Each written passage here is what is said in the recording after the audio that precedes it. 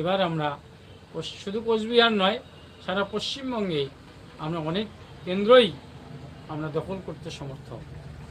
Sir, জিতলে আপনার কি কি কাজ হবে উত্তরবঙ্গের জন্য? টাইম দেওয়া যাচ্ছে না, ওখানে বারে ফোন আসছে আমার। জিতলে আমরা প্রথমত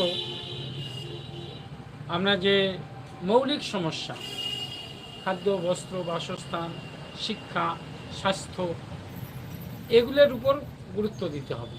আজকে হাসপাতাল আছে, ডাক্তার নেই, সুস্থ পরিষেবা নেই, স্কুল আছে, শিক্ষক নেই, শিক্ষক না থাকলে শিক্ষা হবে না।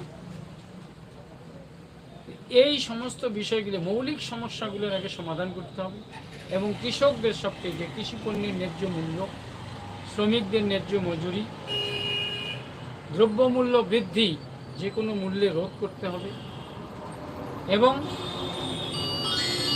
কর্মী নিয়োগ